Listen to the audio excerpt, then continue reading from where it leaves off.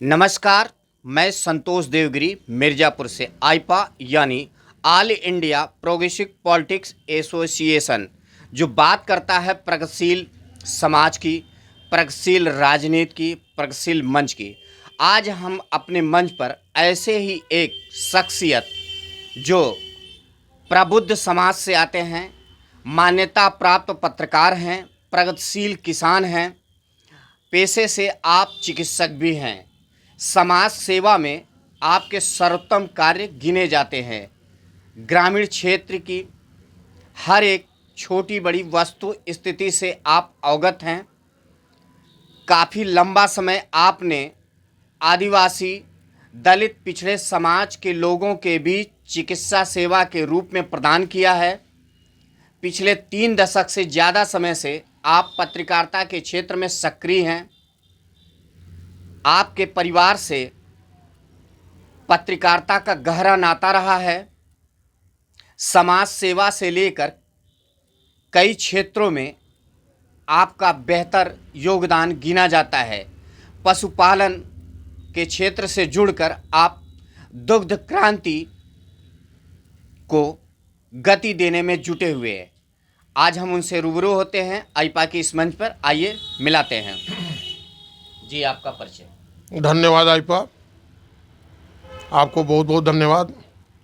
कम से कम आप लोगों ने जो है एक ऐसे मंच को लेकर के आए हैं जिसमें कोई भी व्यक्ति अपनी विचारधारा को व्यक्त कर सकता है। इसके लिए मैं आप लोगों को बहुत बहुत धन्यवाद देता हूँ। तिलकराज जी, आप प्रगतिशील किसान, प्रगतिशील समाज के साथ साथ एक कुशल, मान्यता प्राप्त पत्रकार भी हैं और आप चिकित्सक भी हैं। वर्तमान में आप गौपालन क्षेत्र से भी जुड़े हुए हैं। हम जानना चाहते हैं कि वर्तमान में गौपालन के क्षेत्र में जिसको सरकार भी बढ़ावा दे रही है, लेकिन क्या दिक्कतें, क्या परेशानियां आ रही हैं जो गौ सेवा, गौपालन, दुग्ध क्रांति का जो अभियान है वो गति नहीं पकड़ पा रहा है? देखिए, गौ सेवा में आज समाज में कोई आदमी जो है काम नहीं करना चाहता। एक तो इस गवर्नमेंट में जो मुफ्त में राशन बांटने की योजना आ गई, इसने लोगों को हरामखोर बना दिया। बिना काम किए उनको राशन मिल रहा है, वो काम नहीं करना चाहते। और ये दुग्ध दुग्ध उत्पादन का जो ऐसा धंधा है कि वन मैन से काम नहीं होता है। इसमें जब तक 4-6 लोग लग करके उसमें सेवा न दें तब तक वो सफल नहीं हो सकता। आज सबसे बड़ा आड़े हाथ आ रहा है मैन पावर इस कार्य के लिए। दूसरी चीज़ जो है, पशुपालन विभाग थोड़ा उदासीन है। समय पर जैसे अभी जब से कोरोना काल शुरू हुआ है, पशुओं को टीका ही नहीं लगाया गया, जिसके वजह से अच्छे अच्छे पशु जो कि हरियाणा से ला करके यहाँ पाले गए थे, सब काल के गाल में समाहित हो गए। और वहीं पर उत्पीड़न कर रहा है इंश्योरेंस डिपार्टमेंट। पशु एक मरता है तो उसका जब क्लेम होता है तो वो कहते हैं कि उसका वीडियो लाइए, ये लाइए, वो लाइए। अब व्यवहारिक बात करता है। अब पोस्टमार्टम कर रहा है डॉक्टर, उसका कहाँ से कोई पोस्टमार्टम का वीडियो बना के देगा? आज यह तमाम बातें हैं जिसके वजह से तमाम गौशालाएँ फेल होने के कगार पे हो गई हैं। और गायों में दूध थोड़ा कम होने के नाते उनकी कोई पूछ नहीं हो रही है। कोई 150 रुपया देकर खरीदने को तैयार नहीं हो रहा है। सड़कों पर लोग मजबूर होकर के अपनी गायों को छोड़ दे रहे हैं। तो इस तरह से गौ सेवा में सरकार की उदासीनता और व्यवस्थाओं का क्या कहते हैं समायोजन और वो क्या कहते हैं तारतम्य न बन पाना, ये एक गौ सेवा के क्षेत्र में बहुत बड़ा अड़चन है। आप मान्यता प्राप्त पत्रकार होने के साथ साथ प्रगतिशील किसान भी हैं। आपको प्रगतिशील किसान के नाते जिला प्रशासन द्वारा सम्मानित भी किया जा चुका है। इस पे आप क्या कहना चाहते हैं?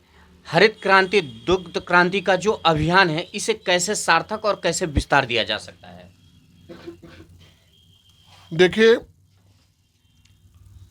किसानों को प्रोत्साहन देने का मोदी जी ने काफ़ी प्रयास किया है, इसमें कोई दो राय नहीं है। और अगर ईमानदारी से वो किसानों तक पहुँचे तो एक निश्चित रूप से एक क्रांति आ सकती है। और उम्मीद है कि भविष्य में कुछ किसानों की क्रांति में एक विशेष लहर उत्पन्न होगी जो कि काफ़ी छलांग लगाएगा। मौजूदा दौर में संक्रमण बढ़ता जा रहा है, देश प्रदेश इससे अछूता नहीं है, चुनावी दौर भी शुरू हो चुका है, इस पे आप क्या कहना चाहते हैं?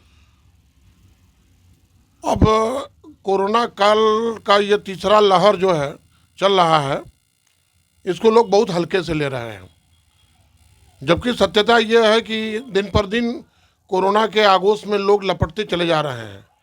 हमारे यूपी में तो विपक्षी दल जो है कुछ इस तरह से मजाक उड़ा रहे हैं सत्ता पक्ष का कि कोरोना का हवा दे करके ये चुनाव नहीं कराना चाहते। तो मैं तो ये कहूँगा कि विपक्षियों को भी इस तरह से थोड़ा सा इस मामले में संवेदनशील होना चाहिए और इस तरह का उनको अड़ंगा नहीं लगाना चाहिए और इस बात को गंभीरता से लेकर के और मास्क, 2 गज की दूरी और वैक्सीनेशन आदि पर प्रॉपर ध्यान देना चाहिए। उत्तर प्रदेश में विधानसभा चुनाव 2022 का आगाज हो चुका है, अधिसूचना जारी हो चुकी है।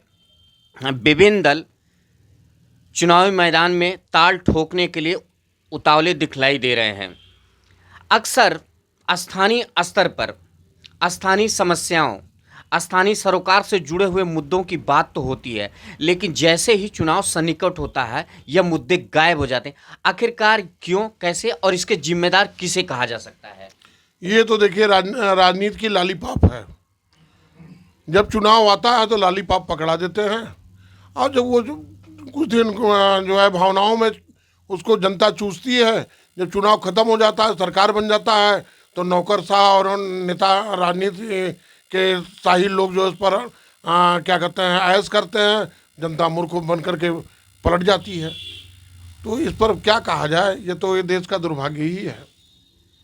आप कुशल चिकित्सक के साथ साथ प्रगतिशील समाज से जुड़े हुए प्रगतिशील पत्रकार भी हैं, किसान भी हैं, चिकित्सक भी हैं।